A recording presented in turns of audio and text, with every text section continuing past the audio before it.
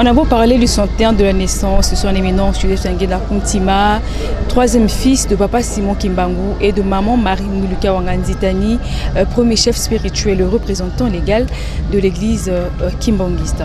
Comme vous le savez, il fut né un certain 22 mars 1918 et 22 mars 2018. Cela fait exactement 100 ans, jour pour jour. Raison pour laquelle les fidèles kimbanguistes du monde entier se sont mobilisés pour monter en Kambal Nouvelle-Jérusalem pour célébrer le centenaire de sa naissance. Ici en Kambal Nouvelle-Jérusalem, plus d'une centaine de milliers de fidèles kimbanguistes se sont réunis ici autour de sa divinité Simon Kimbangu Tiangani, actuel chef spirituel de l'église kimbanguiste, pour célébrer avec faste cette grande manifestation commémorative. Pour ce jeudi 22 mars 2018, la première activité est celle de sa divinité Simon Kimbangu Tiangani qui va devoir recevoir les invités de marque, invités à cette circonstance. Mesdames et messieurs, nous vous invitons donc à suivre quelques audiences que le chef spirituel aura accordées à ses hôtes. Regardez.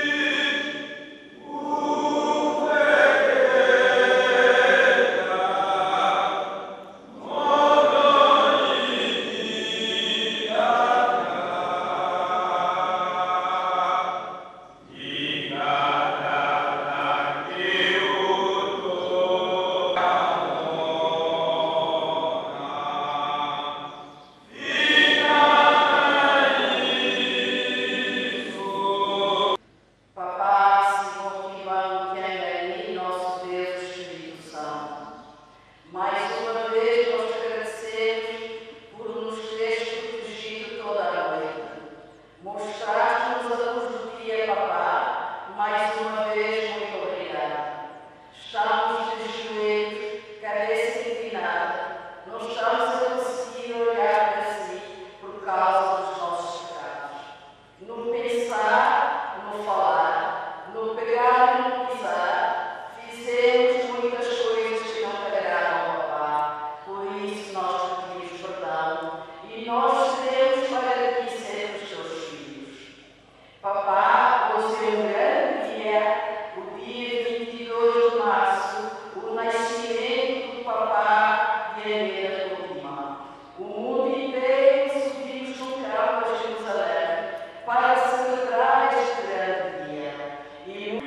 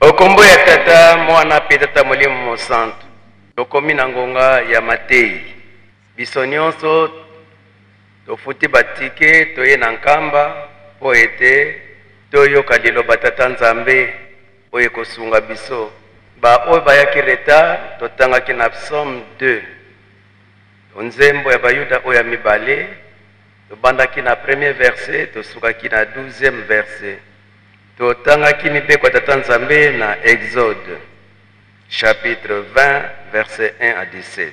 Sikoyo tokomi na likambo oyo tokotanga chapitre principal toza nango tokotanga na évangile selon Saint Luc chapitre 2 verset 8 à 17.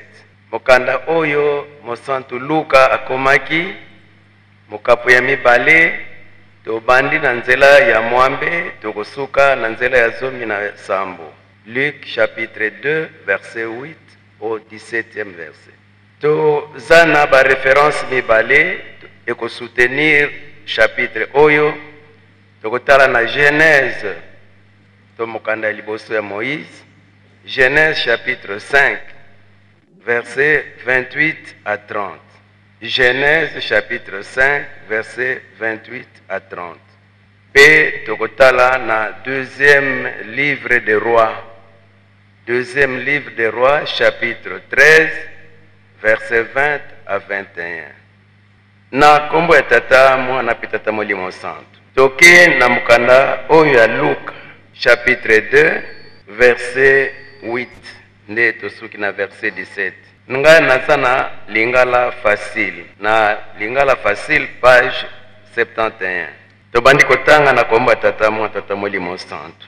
Na esobe pembeni ya Bethlehem ezalaki na babokoli ya bameme bazalaki kolala kuna pona kokengela mameme na bango. Angelu moko ya nkolo abimeli bango pe nkembo ya nkolo engengeli bango babangaki mingi penza. Kasi angelu alobi na bango bobanga te na yeli bino sango moko ya malamu oyo ekosepelisa ekolo mobimba ya Israel. Na butu ya lelo baboteli bino mobikisi na mboka ya David. Ye azali Kristo, ye azali Kristo mokonzi oyo bozalaki kozela. Bokoyeba ye boye, bokomona mwana balingi bilamba pe alali na kesi oyo batiaka bilei ya banyama. Na mbala moko ba angelu mususu ebele bayei kosangana na ye. Bazalaki kokumisa Nzambe boye, lokumu na Nzambe kuna na likolo pe boboto awa na se na bato oyo ye alingaka. Tango ba angelu bazongaki na likolo, babokoli ya bameme bayokani boye, tokende ti na Betelem kotala makambo ekwei kuna oyo nkolo ayebisi biso. Nde siko toke na mukanda ya Genèse chapitre 5. Genèse chapitre 5 totali na 28e verset jusqu'au 30e. Tango lemek akokisaki mbula kama moko na tuku mwambe na mibale, abotaki mwana, apesaki ye kombo Noe. Pamba te alobaki ye akolembisa misala ya makasi oyo tosengeli kosala na mabele. Yawe abwakela lisuma. Nde toke na deuxième livre ya Roi na chapitre 13 verset 20 à 21. Élisée akufaki pe bakundaki ye. Na ebandeli ya mbula nyonso, mangomba ya miyibi ezalaki kouta na Moab pe kokota na Israel. Mokolo moko batu bazalaki kokende kokunda ebembe, bakomi na epai ya mabanga esika libulu oyo bakunda Elize ezalaki. Na mbala moko bamoni lingoma moko ya bamiyibi wana, bango babwaki ebembe yango na kati ya libulu ya cimetière ya Elize pe bakimi na bango. Kaka tango ebembe etuti mikuwa ya Elize, moto yango azongi na bomoi pe atelemi. Na kombo tata mwana tata molimo santo. Amen. Tobondela. Na kombo tata mwana pe tata molimo santo. Nzambe na biso totondi obotondi. Nani ayebaki ete mutu mwindu akukoza na organisation ya boye. Biso tozalaki batu te, bayokela biso mawa te, kasi lelo tokomi bana ya tata Nzambe. Tosangani awa na mokolo malelo ya Centenaire ya papa Diangienda kuntima, mokonzi ya bule ya liboso ya Lingomba. Fete ya lelo ezali kado ya tata Nzambe opesi epai na biso bana na yo. Tikete otamusa biso na liloba yo tokoloba na kombo ya tata mwa tata molimo santo. Amen. Na kombo ya tata mwana pe tata molimo santo. Batata ba mama tosangani awa pona Centenaire, fete munene ya mokili mobimba. Kasi tolandi banzembo nyonso elobi ete bokende na nkamba pona Centenaire oyo. Ebiso tozwi chance ya kokoma na nkamba pona Centenaire ya papa Diangienda akokisi mbula kama depuis abotama.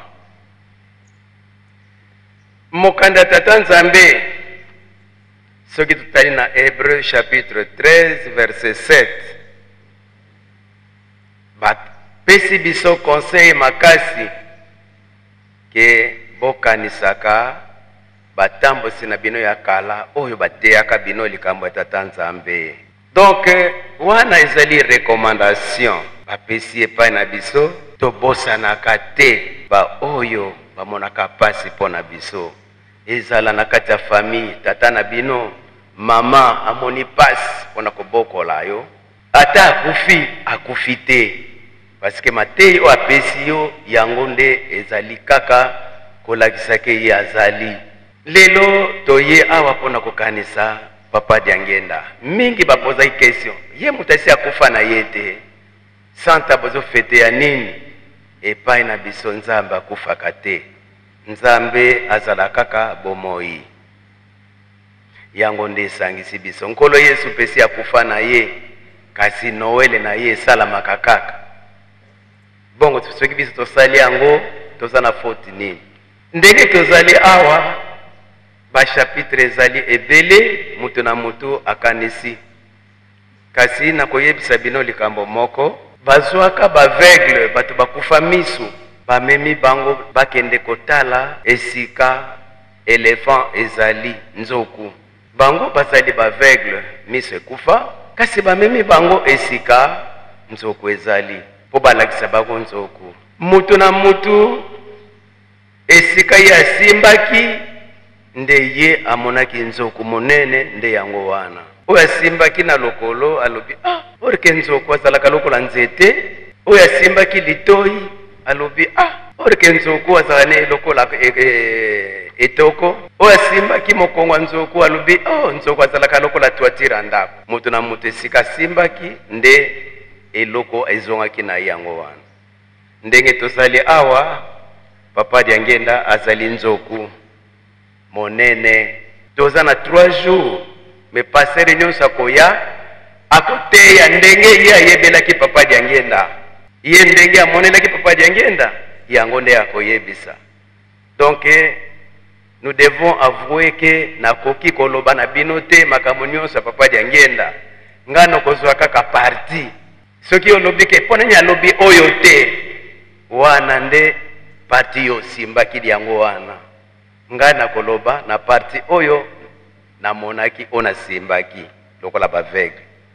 Donc cela étant, kokanisa te il faut to soki mutatelemi awa akwa koloba histoire nyonso ya papa Diangienda kokoka te.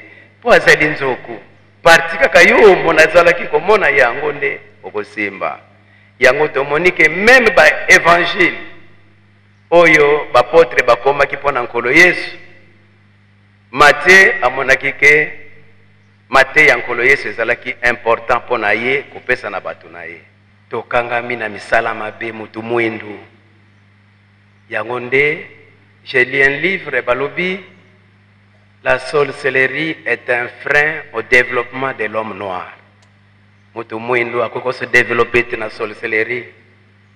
Tozozwa ba magie nyonso. Tozozwa après tozozwa ni. Soki belge akena Inde akikozwa magie na ya pesa kanani.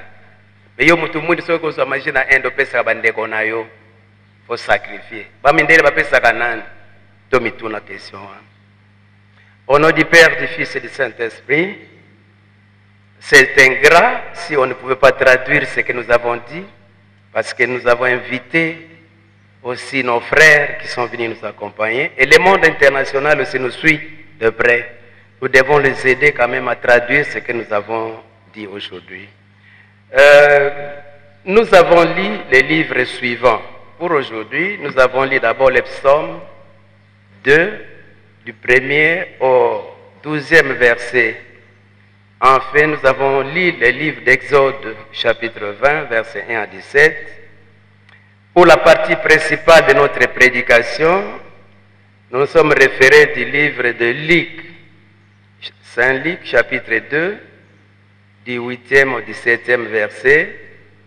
Et nous avons eu 2 supports. C'était sur Genèse, chapitre 5, versets 28 à 30, et le deuxième livre des rois, chapitre 13, versets 20 à 21. Nous avons dit aujourd'hui, le jour J, 22 mars, le jour que nous dédions à Papa Diangienda Kuntima, 100 ans de son existence. Né le 22 mars 1918, aujourd'hui nous sommes le 22 mars 2018, exactement ça fait un siècle, c'est-à-dire 100 ans. Pourquoi nous sommes réunis ici? La Bible nous conseille dans Hébreux chapitre 13, verset 7, « Souvenez-vous de vos anciens maîtres qui vous ont enseigné la parole de Dieu. » C'est-à-dire, c'est un ordre pour nous. Nous devons être reconnaissants. la reconnaissance est une fleur rare dans ce monde. Alors la Bible nous oblige d'être reconnaissants pour nos anciens maîtres qui nous ont appris la parole de Dieu. C'est ce qui nous réunit tous ici. Nous sommes venus pour nous souvenir de Papa Diangienda. Mais le thème principal qui a été développé tout à l'heure, c'est celui-ci. N'ayez pas peur, car je vous apporte une bonne nouvelle qui réjouira beaucoup tous les peuples, car il est né pour vous un sauveur. Donc, c'est une bonne nouvelle qu'on nous a apportée. L'ange, dans le livre de Luc, c'est le livre qui parle de cet ange qui parle au berger que je vous apporte une bonne nouvelle, laquelle, une bonne nouvelle qui réjouira tout le monde, c'est la naissance d'un sauveur. Dans le développement, nous avons dit que Papa Diangienda, c'est un éléphant. Il est tellement grand que personne, par honnêteté intellectuelle, ne peut se prétendre parler de Papa Diangienda dans son ensemble. Nous avons pris un exemple. Il y a des aveugles qu'on a amenés aux zoo pour leur présenter un éléphant. Mais chaque aveugle est rentré avec un souvenir de la partie qu'il a touchée. Lui a touché la jambe, il dit, ah, l'éléphant est comme un stick. Mais celui qui a touché l'oreille, il disait, ah, mais l'éléphant, c'est comme une natte. Mais celui qui a touché le dos de l'éléphant lui a dit, mais l'éléphant est semblable à une toiture. C'est-à-dire qu'autant de pasteurs que nous mettrons ici, chacun donnera son témoignage de ce qu'il a vécu de Papa Diangienda. C'est comme ça que je ne pouvais pas vous donner dans l'intégralité de la vie de Papa Diangienda. Quelques témoignages que j'ai retenus, ce sont ces témoignages-là que j'ai donnés ici. Nous avons commencé par le psaume 2. Et pourquoi nous avons lu ces psaumes? Nous avons dit que d'abord, la chanson est un cadeau que Israël a offert à Dieu. Quand Dieu a accompli ses promesses, lesquelles promesses? Dieu a dit à Israël, je serai votre Dieu. Vous serez mon peuple. Je vous donnerai un monde. Le pays que je vous donne, c'est un pays où coule le lait et le miel. Et je vous donnerai aussi des autorités qui seront comme moi. Et quand Dieu avait accompli toutes ses promesses, elle a donné à Israël un pays où coule le lait et le miel.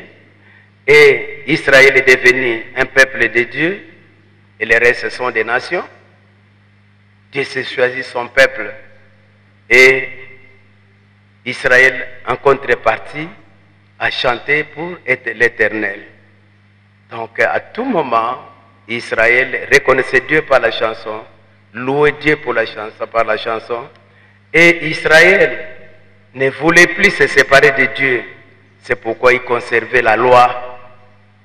Car la sainteté, c'est l'appartenance totale à Dieu, tandis que le péché, c'est l'exil loin de Dieu. Alors, Israël n'a plus voulu être en exil, n'a plus voulu vivre loin de Dieu. C'est pourquoi ils ont fait un effort de conserver la loi de Dieu. Et ils ont fait tous les travaux que Dieu donnait à Israël pour qu'il puisse avoir la bénédiction. Et aussi, donc, ils ont donné 3 cadeaux à Dieu. Et parmi ces cadeaux, nous avons lu ce psaume 2. Ce psaume 2, pourquoi ça a été lu aujourd'hui pour cet événement? Parce qu'à chaque instant que Dieu envoie un messager, envoie un oint à lui, Satan se prépare toujours pour combattre. Et c'est pourquoi vous voyez que même à la naissance de Jésus, tous les petits enfants étaient tués.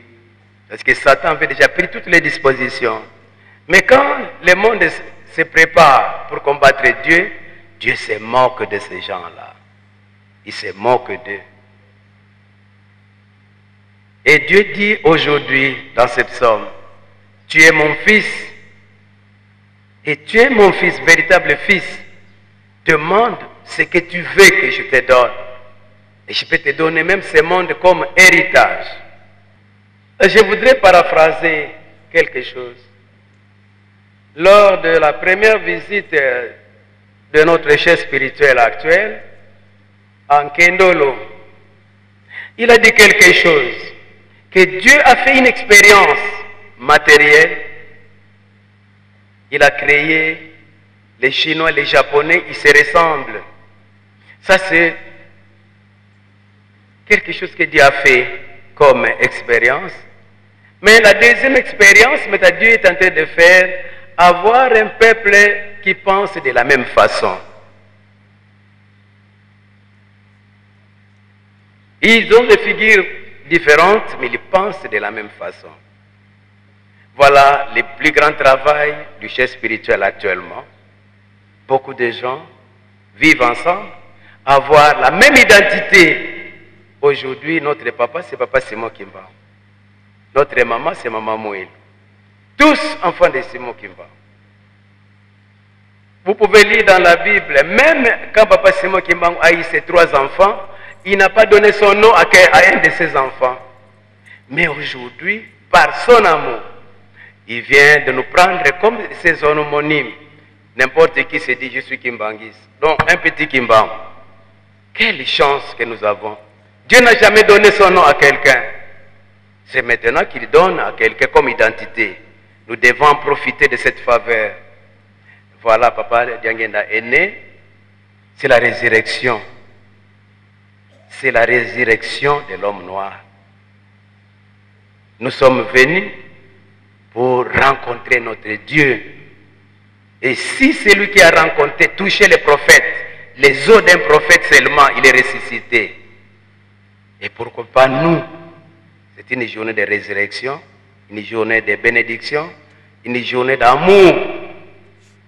Évitez les conflits. Si vous avez des problèmes, il faut les éviter.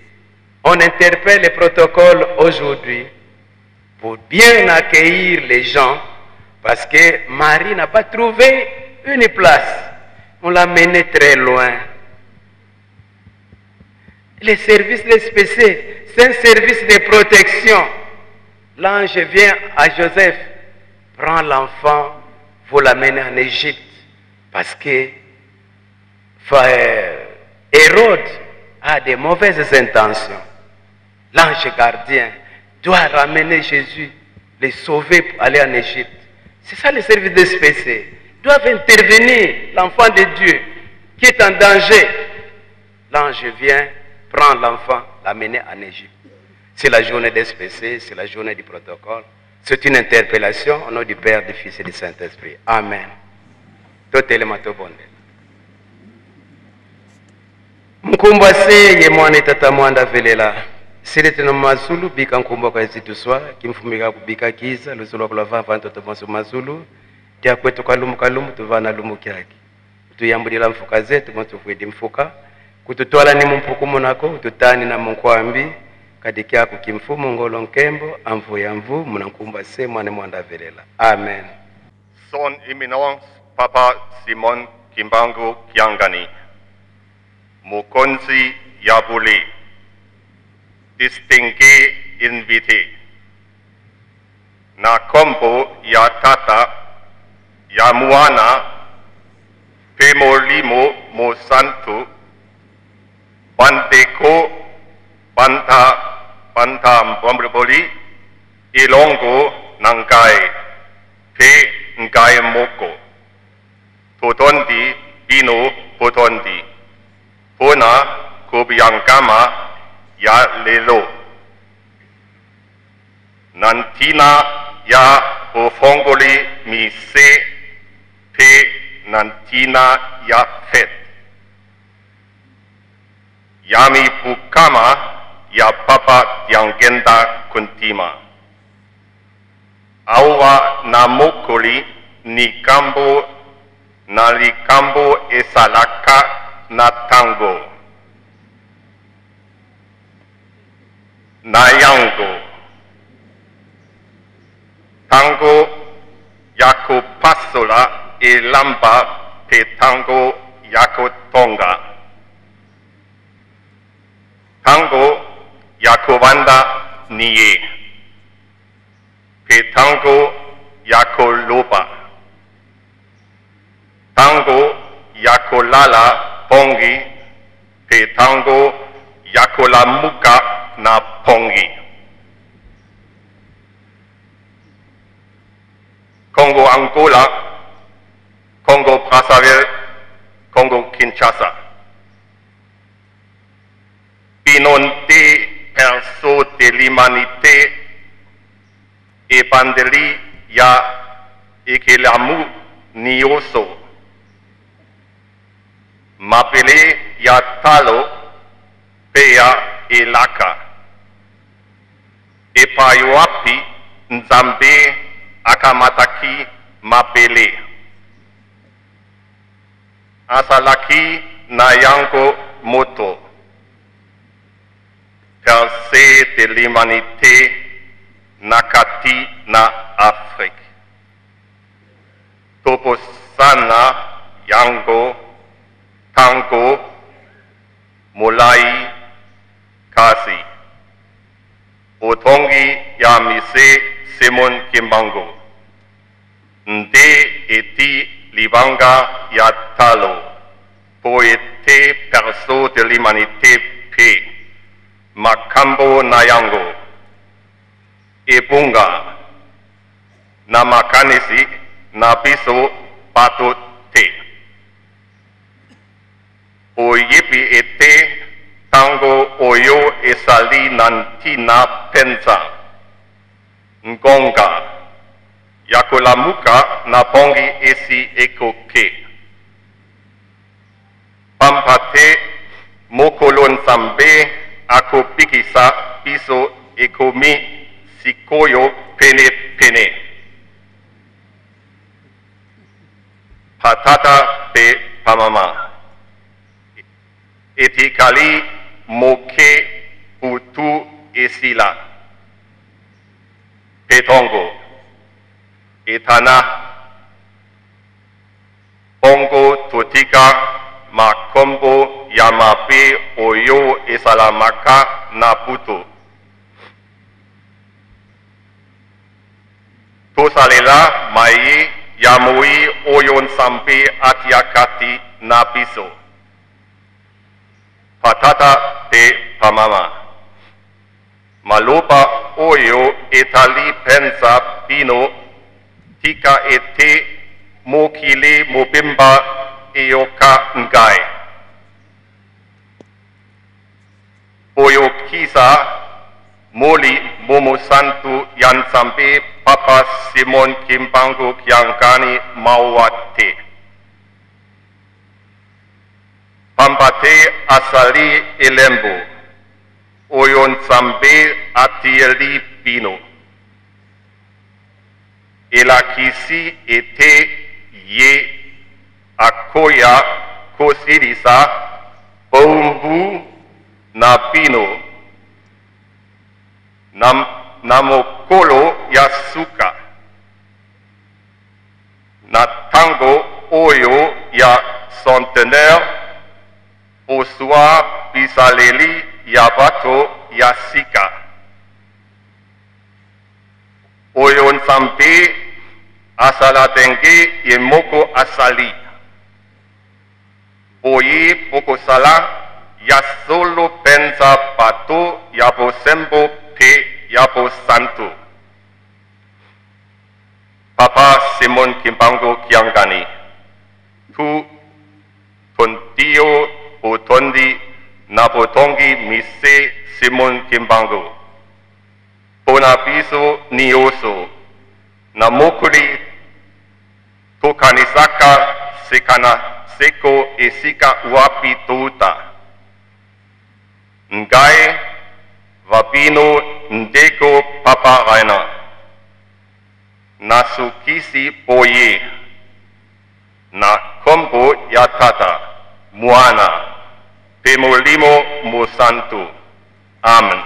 Excellence, Monsieur le directeur des cabinets adjoints du président de la République, chef de l'État.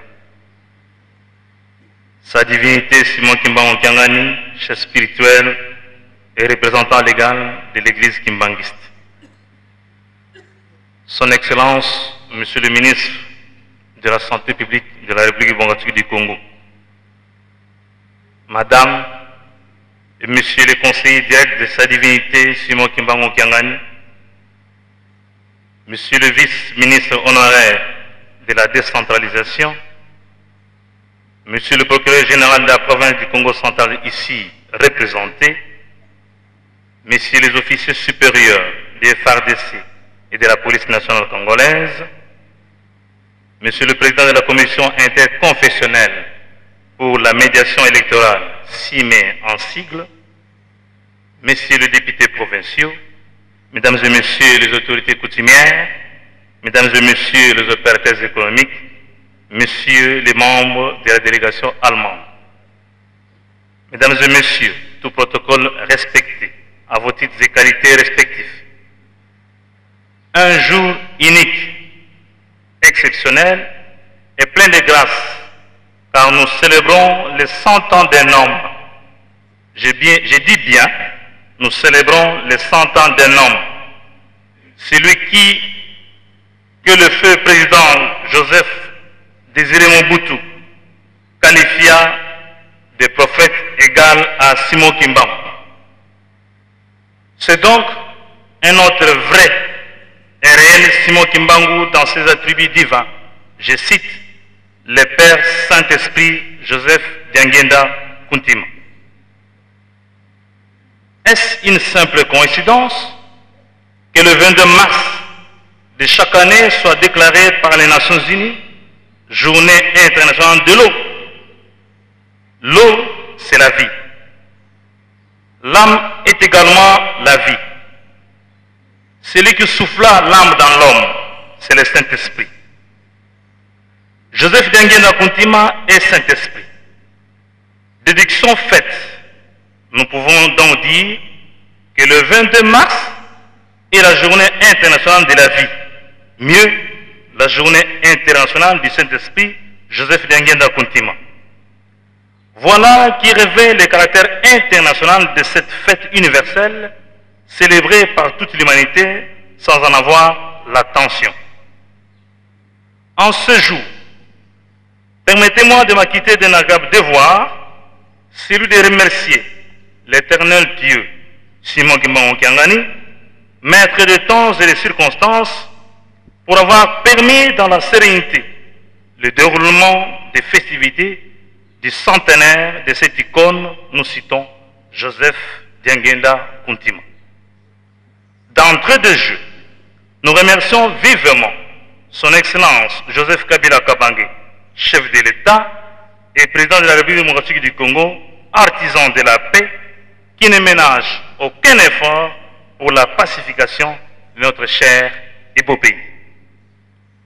Du haut de cette sainte tribune, et au nom de son Excellence, Monsieur le gouverneur de province, Jacques Mbadou Sitou, nous vous saluons, et tout particulièrement ceux qui viennent de fouler le sol de notre chère province, berceau du kimbanguisme, source de l'humanité, et vous souhaitons un séjour agréable chez nous, chez vous. Du 22 mars 1918, voulais-je dire, au 22 mars 2018, 100 ans, jour pour jour, depuis que sa divinité Simon Kimbangu s'est mué en Joseph Diangienda Kuntima. Est-ce une affirmation gratuite? Un personnage hors du commun, Joseph Diangienda Kuntima, avait consacré sa vie à l'œuvre divine pour matérialiser les promesses prophétiques faites par son père à l'homme noir. Tenez, l'homme blanc deviendra noir et l'homme noir deviendra blanc. Au temps fixé par Dieu, nous serons maîtres chez nous, comme l'homme blanc l'est chez lui. Une phrase mystère.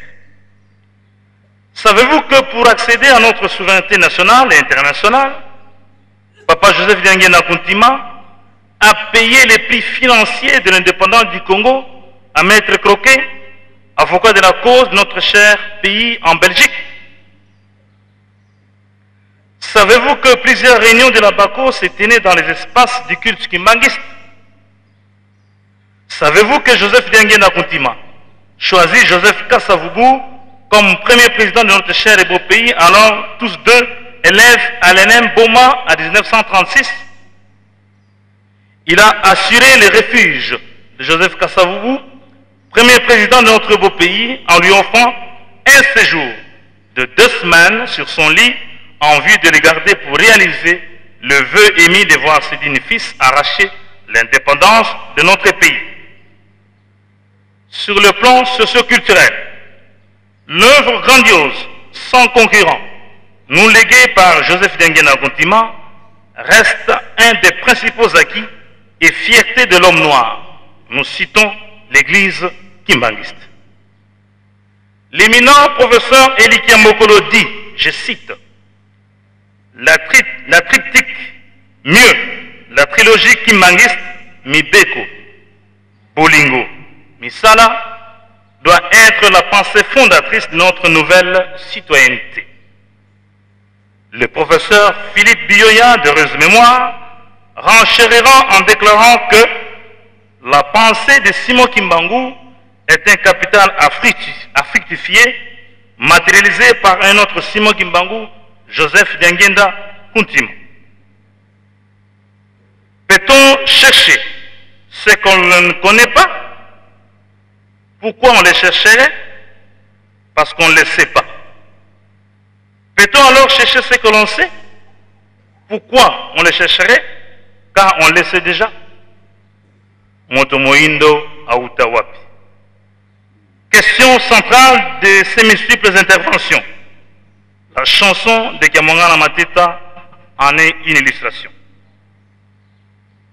La pensée primaire véhiculée par ces messages est la prise de conscience de l'homme noir, car dans Joseph Diangienda bouillonnait la joie de voir l'homme noir affranchi. Mesdames et messieurs, tout protocole respecté en vos titres et qualités, je me tourne humblement vers notre père Simon Kimbangu Kiangani. Papa Joseph Diangienda déclara en Banzangongo, je cite, Batata yeba mama, nga kwikila lukwikila ngavo mono yitata Simon Kimbangu. C'est-à-dire, Papa Diangienda posait une question à l'Assemblée réunie, si l'Assemblée croyait en ce que lui était le prophète Simon Kimbangu. Papa Joseph Diangienda n'avait cessé de vanter son père qui viendra tout accomplir. Et voici venu Papa Simon Kimbangu Kiangani. En ce grand jour où nous célébrons le jubilé des diamants de ta seconde venue, Papa Simon Kimbangu Kiangani, Joseph Diangienda nous sollicitons ta grâce divine pour notre race, la race noire.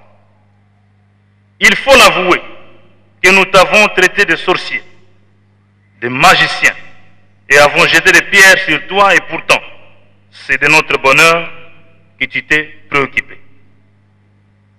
Je suis un Dieu jaloux qui punit l'iniquité des pères sur les enfants jusqu'à la 3e et la 4e génération, dit Exode 25.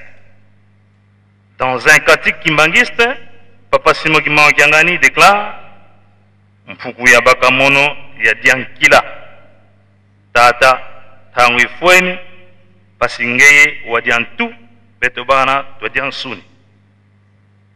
Chaque 50 ans, Papa Simon Kimbangu Kiangani libère les esclaves. 100 ans après, l'homme noir continue à croupir dans la misère acerbe. Tata, utu katula tenda kandombe mumeso, mpasito akemba. Je vous remercie.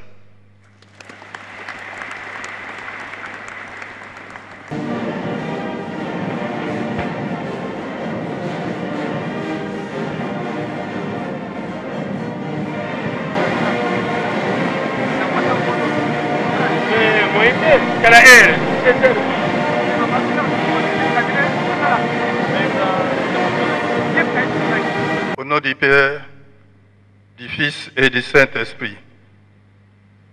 Excellence, Monsieur Joseph Kabila Kabange, Président de la République et chef de l'État, ici représenté par son directeur de cabinet adjoint, Son Excellence, M. Jean-Pierre Kambila. Honorables sénateurs et députés, Excellences, Mesdames et Messieurs, les membres du gouvernement, leurs éminences chefs de confession religieuse en République démocratique du Congo, Son Excellence, Monsieur le vice-gouverneur, représentant personnel de Son Excellence, Monsieur le gouverneur de la province du Congo central,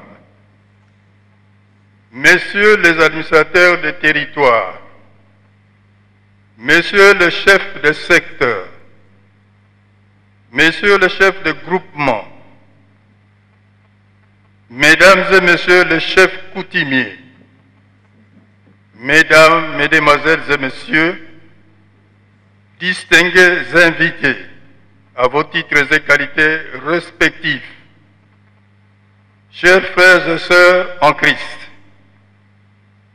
en ce jour mémorial et glorieux du 22 mars 2018, jour exceptionnel, jour où Papa Diangienda Kuntima Joseph, fils cadet de Papa Simon Kimbangu, premier chef spirituel de l'église kimbanguiste, a vu le jour en Kamba sur cette colline.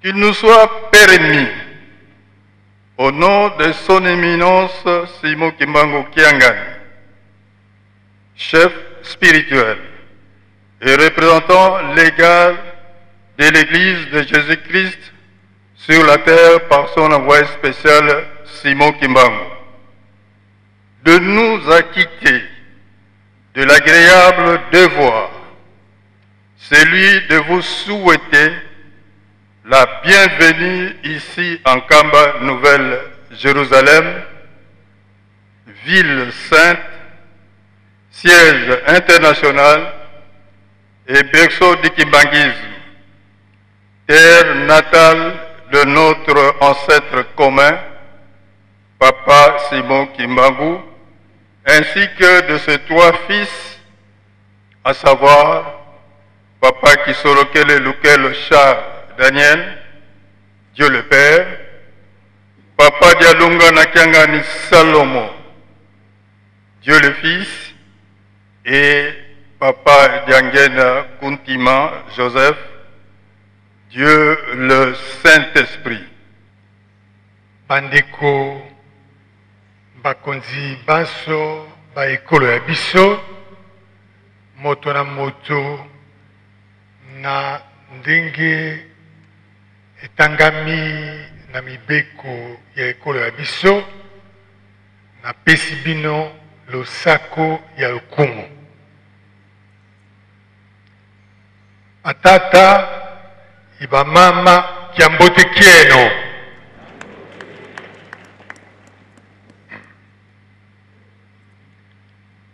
Tusangani awa esi elobamaki pona kokanisa pe kopesa lokumu na papa na biso na bokonzi na biso Papa Diangienda. Ezali pona bokokisi mibu kama kolonga kuna abotamaki te lelo. Makambo manso ndenge ya zalaki, misala ya salaki, esi elobami. Ngai nalingi nazongela mwa moke. Nakozongela kaka maye esengeli te biso bai Congo, biso bana basomi ba ekolo oyo esengeli te to bomba na kati ya moto pe ya mayele mabiso. Papa Diangienda azalaki solo moto ya lokumu elobami, kasi biso bana baye bano na biso toza kobota sima, esengeli penza babomba nini. Papa Diangienda azaki moto likambo ya liboso, moto afongoli miso mpona kombo ya Nzambe na molimo oyo ye moko tata Nzambe apesaki ye. Ndenge balobi awa, afongoli miso banda bomwana bateyi biso awa mbula misato, asi abandi koyeba te tina oyo naza nango na mokili awa ezali nini. Ya mibale oyo esengeli toyeba, Papa Diangienda azalaki moto ya kolanda nzela oyo elongobami mpe epesamaki na papa na ye moko Simon Kimbangu. Azalaki moto ya kobima kuzunguluka te, kolanda nzela oyo esi ekanamaki mpe etangami. Esengeli biso baeto esima tobomba yango. Mpe lisusu solo lingomba liye lisalami na ye moko motindami Papa Simon Kimbangu. Ye nde akeli yango, kasi oyo atongi ezali Papa Diangienda. Atongi yango kaka na bandako te, atongi yango pe na mito ya bato. Nakolakisa bato te, tango ozotonga ndako tonga pe mayele mayo. Asali biteyelo te kuna na universite, esengeli te biso bana na ye toyeba yango. Papa Diangienda azalaki moto te akani likambo akokendela yango te na suka, po ayebaki te azali na mokumba ya kolanda maloba ya tata na ye, mokumba ya butu na moi koyebisa bai Kongo te bazali bana ya somi te, bazali mombo ya moto te. Wana pe esengeli tobomba yango na mitu na biso mingi lelo oyo lokola sango epanzani te, nkita mosusu ezali kobima na ekolo Kongo, na mabele oyo Nzambe abenisa mpona libela. Ebele ya bato zinga ya mokili mobimba bazali kotia miso te, eleko na bango ekoki ya kozonga na ekolo oyo mpona kozongisa yango na bombu oyo bino moko boyebi. Soki lelo nga na bino tokoki kosolola po tobima na yango, ebandaki awa na nkamba na Papa Simon Kimbangu. Yango na biso bana na ye lelo mokolo oyo tozali kokanisa mpe tozali kosepela te mbotama ya Papa Diangienda ekokisi mibu kama ebongi tozala na makambo wana na mayele mabiso. na moto na biso. Te biso pe tozali bana ya Nzambe. Nzambe nde akeli biso. Ye nde apesi biso okolo oyo. Ye nde alakisi biso nzela tosambela ye tolandaka ye. Tokoki kotika mabele na biso na maboko ya bato ya moyibi te. Ezali liloba tata mokonzi mokambi ya ekolo oyo mosangisi ya bato ya ekolo oyo ye mokonzi nde alingi bino banso biso banso toyeba mingi mingi.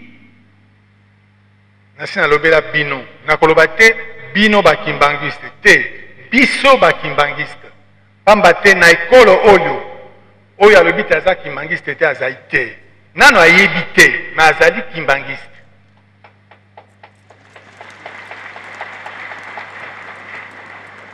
Tozali kimbangiste pamba te bosomi na biso eutaki awa na nkamba. Awa na esika oyo nde tokoya koloba polele na kombo ya Nzambe moto moko akoki koya kozongisa liloba ya papa Simon Kimbangu na sima azali te.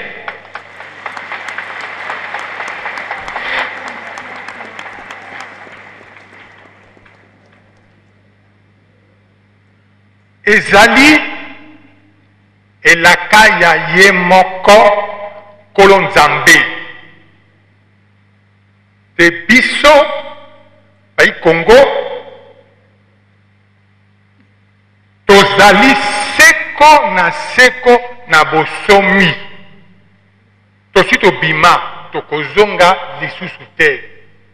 Esengeli koloba yango awa na lingomba oyo ya Simon Kimbangu pamba te yango nde kolo ya somi ya ekolo oyo.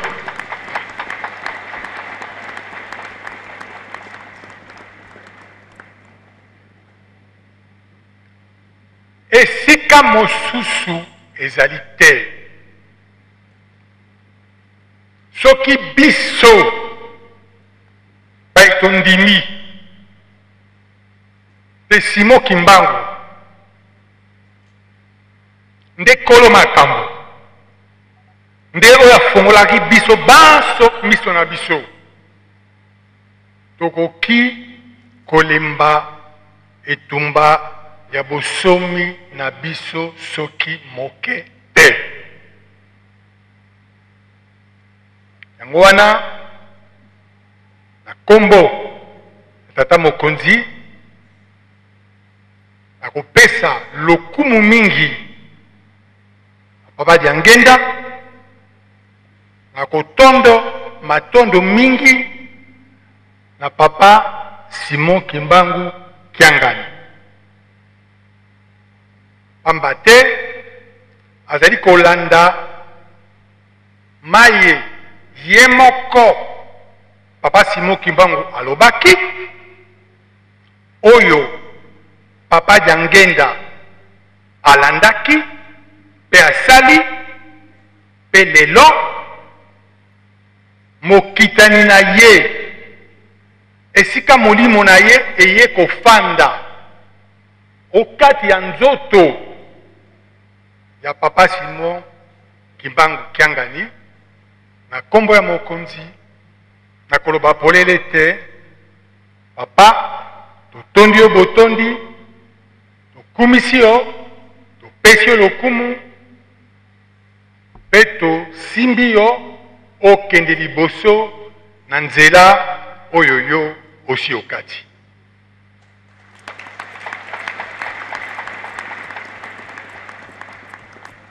Papa Simon bakonzi ba ekolo kolanda ndenge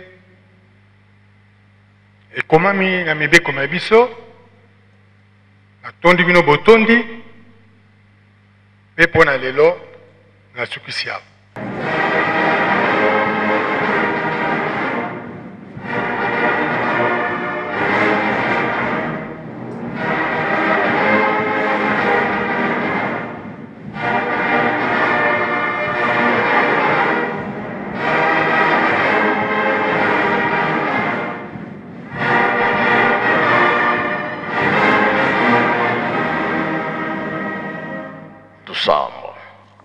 Ensambu za mfumu wetu Yesu Kristo yezola kwa nzambi wa siditu yiuntu adia mwanda velela bika wakalanga yetu tuka kwa yelemvu se mwane mwanda velela.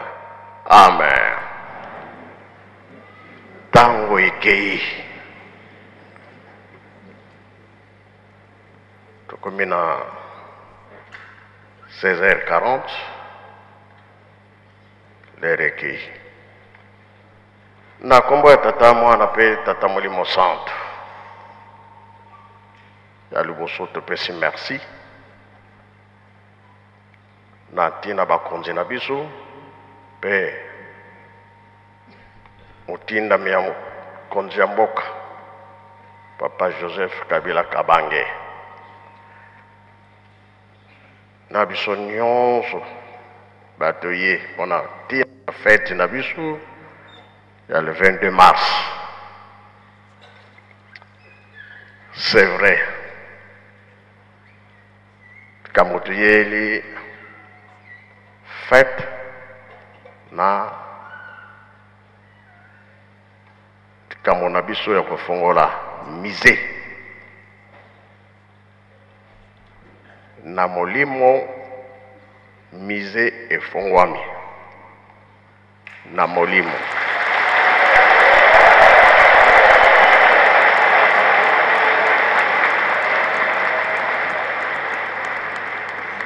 pamba te tolobaki ete le 22 mars na molimo tofongoli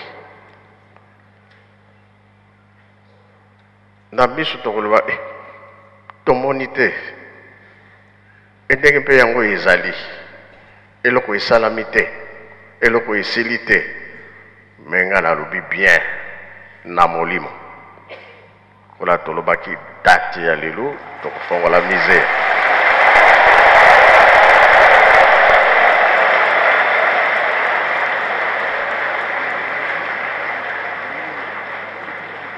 likambo ezali wana ezali boye musée ekopesa lukumu mpona mokili mobimba. Musée eza na programme monene fotokokisa makambo nyonso. Toyebi bien ke na 2011 tozalaki na likambo monene ya révision ya procès kobima tata Simon Kimbangu na boloko. Po tosala oyo tosalaka mokolo wana l'État asengaki badokima nyonso. Ntango l'État asengaki badokima nyonso tomonaki mpasi te mpona koluka yango. Nzoka na bamboka na bacentre ville na bavile ya minene bato babombaka makambo. Depuis 21 tene kufa tata Simon Kimbangu na 51 ndenge eza kobima na bandako ya bato na banokimbangisi na bakimbangiste na mangomba mosusu namonaki mpasi te bie tomonaki mpasi te. Nyonso ekokaki ebimaki tozwaki topesaki na l'État. Bongo likambo etali musée ndenge moko kaka kobanda na 21 ti na ntango tokomi nango lingomba ye kobima ndenge tozwa kofete ba 100 ans ya bapapa na biso oyo nde ya suka. Il faut tokokisa biloko nyonso, mikanda nyonso, biloko nyonso basalelaki tata Simona na nzoto na ye ezali. Il faut tosangisa nyonso ekozwa ntango molai. Mise mpe eza eloko ekosakana nango te. Oyo bakosala kuna baza kolanda cour ya monene, baza baétudiant oyo bakosala kuna babanda kolakisa awa boye, oyo boye, oyo boye. Bokoko nyonso ekozala na kati, donc ekozwa temps. So tokokisi nyonso wana nde tokoyebisa bino ke date boye tata Kimbangu, mama Mwilo, papa Kurutu, papa Mfuma Mbanza, papa Mfuma Longo, tokotisi bango na kati. Na tango wana nde bokoyeba fete ekozala ndenge nini. Mais mpona lelo tozokosangisa nyonso ala moko. Donc mise eza likambo monene. Toboni mpe kobana matei tata pasteur atei biso bango nyonso bauti koleka awa bakonzi nyonso na ye moko mundele bomba tango ekoki be ekoki nanu te eza makambo munene babimisi awa surtout mundele mbala liboso ayaki awa ayaki na famille na ye mama na bana tozalaka kuna na tribune ye alobi tosalaki mabe mingi na bakoko na bino et surtout tata Simon Kimbangu biso bamindele tobebisaki na ye mpona senga bolimbisi ya bamindele nyonso nakanisa oyo tozalaka na ntango wana bayebi. Elelo aya kobimisa likambo moko susu ya minene Congo Brazza, Congo RDC, Congo Angola, toza na likambo toza na ngone ya monene. Soko totali na maloba ya papa Mfuma Longo na kala ya koloba ete les trois Congo nde komema Afrique nde mokili mobimba likambo kobomba maeza lisusu te. Epe alobi lisusu ete esili sikoyo biso toyebiki makambo nyonso eza epa na bino owana kobamba soki ya molimo toyebi te euti na ye moko. Alobi makambo ebele oyo ezali ke bapesi raison ya mingi. Papa Mfuma Longo aza koloba ete balinga te tokosala nini butu ata ewumbeli ntongo ekosala nini alobi yango sikoyo. Alors elongi oloba ke likambo oyo toza kolanda oyo nzela batata balakisi biso yango kaka tozonga lisusu nsima te. Kambo na biso eza na nzela papa azalaki koloba yango. Naza na journal moko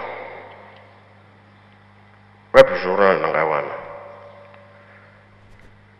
tolobaka ke mbotama ya papa Kisolokele 1914 guerre bandi na 1916 kati na guerre mbotama ya papa Mfuma Mbanza mbotama ya papa Mfuma Longo papa Diangienda kuntima ntango abotami kaka guerre esili. Alors lelo le 22 mars 2018 guerre esilaka le 22 mars 1918 nga naza na journal oyo ntango guerre esilaki.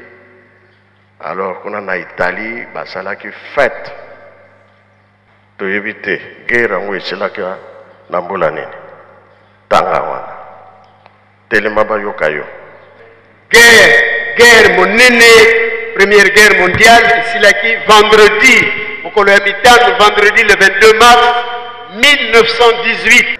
Au journal Bogotala Nabino, au Bagozana na chance, ya Bogotala ya Yebara banda date wana. Ti lelo yo journal wezali kaka. Bisengo ezaki na Italia kosakana te po guerre esili. Lelo tozana journal wana. Ezaki na maboko ya papa. Na nebite ndenge nini ekomelaki na maboko na ngai.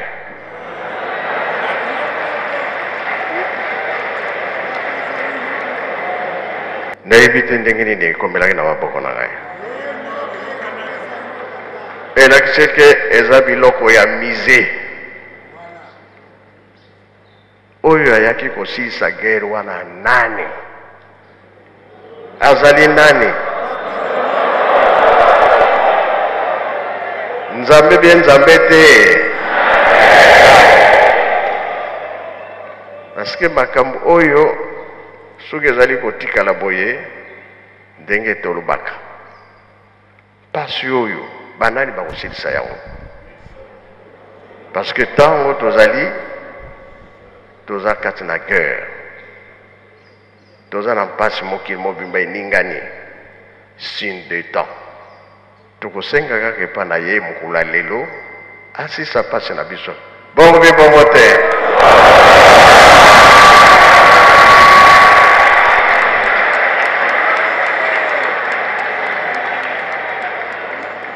Motu ya mokili ya kosilisa yango te soki nzambe te.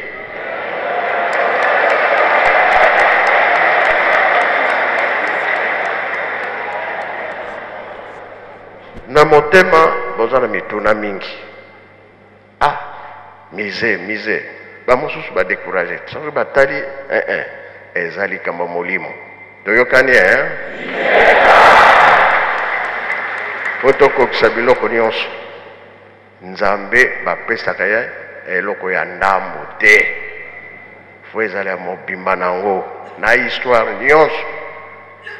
Suko koti kuna sika baza kolakisa yo. Oyo no tono babwakilaki na mai. Onde chaîne bakangaki ye. Biloko nyonso. Bon. Et surtout ndako eza na sia mabele. Ye yango nde elebiso tango molai. Humidité ezala te. Ekoti biloko ebele mpona ezala malamu kuna. Oh, ba insecte bakotaki kuna bale ba papier nyonso te ekozala te. Mobimba nango ndenge kotiela yango mpe kotikala libela. To eza mosala ya mokete ya mise esengaka mpenza ke babongisa yango bien. Eza ya eloko ya presse te. Ya mibale papa Kulutu atikaki biso na Belgique. Oyo passeport na ye tango ye atiki biso toye kokunda ye passeport ekomi na maboko na ngai.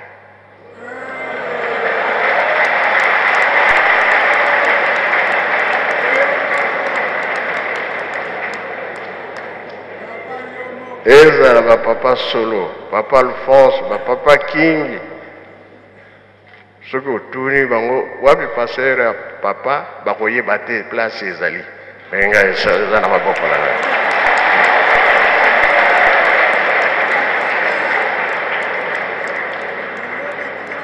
Elakisi ke biloko ya kobatela yango oyo tikali histoire mobimba. Zala fier. Ezali tango na biso. Deke papa aza koloba ye te makambo na biso avatolonga bolingo mibeko na nini ye. Zala fier tango yekoki. Pasi ya mokili nzambe nde moto akosilisa yango. Lelo biso nyonso toye na invitation ya papa Mfumalongo. Zala esengo toye ko répondre. Ezali pasi bato bauti mosika kowelela Basubwa, koelela mituka, ba moto, ba avion, pour kana likambo oyo. Ata makolo na yo, nzambe akokanisela yo. Na nzela yo olandaka.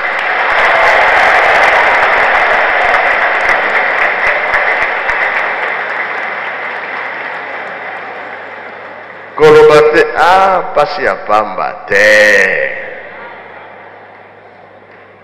Tuye koluka nde bomoi ya seko ndenge nkolo Yesu alobaki. Baye kolibatoni. Pasi ya boy tozolanda yo okofuta biso nini? Totiki ba famille na biso. Réponse ya nkolo Yesu. Bomoi ya seko na kofuta bino. Donc lokola nkolo Yesu ayaki na sekwa. Wike soki olandi Christ, seko eza kati na yo. Musala oyo salaka na lingomba, nzambe akokanisela yo. Musala punda ezali te na musala tata nzambe. Alors tokomi à 17h, jango na mutu, ke lelo ndako efungwami na molimo. Mukolo tokokokisa biloko nyonso ekoti na kati, tango wana nde tuyekaka kokokisa. Tuyeko kokisa makambo nyonso na tango wana. Kaka visite bisika nyonso biloko ekozala. Na bokoko ya batu mosusu, ezala ya mundele, ezala ya mutu mwindo, ekozala na kati ya wa. Oyo tobungisaki na Angola. Toloba na Mbanza Kongo. Papa alobaki ke oyo ezalaki na mutu ekomi wapi? Na mapeka. Ezali nzoto moko. Babele ya sikande yango. Owana ezaki ya kala. Ya sikande yango tuza kotonga. Zala mayele na yo. Tosilisi se bongo na komba tata mwana pe tata molimo santo. Amen. Tuzali bana mapamboli, tuzali libota oyo efandi na nzambe na bango elongo. Nzambe na biso atetili nyoko alongoli mosisa. Tolandi na matoi na biso mei. Maye manso alobeli biso mokolo mwa lelo. Tika ete totonda yango na kombo misatu ya bule. Na kombo ya tata, ya mwana, pe tata molimo santo. Voilà, mesdames et messieurs, vous avez suivi la première partie du culte spécial de ce jeudi 22 mars 2018, ainsi que la deuxième partie qui a été sanctionnée par les interventions de différents invités, notamment le directeur de cabinet d'un chef de l'État, Jean-Pierre Kambila, qui a représenté le chef de l'État, Joseph Kabila Kabonge. Vous avez suivi également l'intervention du ministre national de la Santé publique, Dr Oli Ilunga, l'intervention du vice-gouverneur de la province du Congo central, Atumatubwana, et ainsi que le mot de l'église Kimbangu qui a été lu par le directeur de cabinet, révérend Ndombasi, et pourquoi pas le message que le chef spirituel, sa divinité Simon Kimbangu a adressé à tous les fidèles Kimbangu du monde entier à l'occasion de la journée commémorative de ce jeudi 22 mars 2018. Nous vous rappelons que l'église Kimbangu à travers le monde célèbre depuis ce jeudi 22 mars 2018 le centenaire de naissance de son éminence Joseph Diangienda, bâtisseur de l'église Kimbangu, c'est le premier chef spirituel de cette église. Voilà la troisième partie, ici c'est la partie que vous allez tout à l'heure suivre, qui sera sanctionnée par les honneurs de l'activité Simon Kimbangu Kiangani. La famille Kimbangu va également jouer la partie, ainsi que les pieds gauches vont également honorer le chef spirituel, sa divinité Simon Kimbangu Kiangani. Mesdames et messieurs, une fois de plus, nous vous invitons à suivre l'intégralité de cette troisième partie du culte de ce jeudi 22 mars 2018, et ce pour le compte de la première journée. Regardez.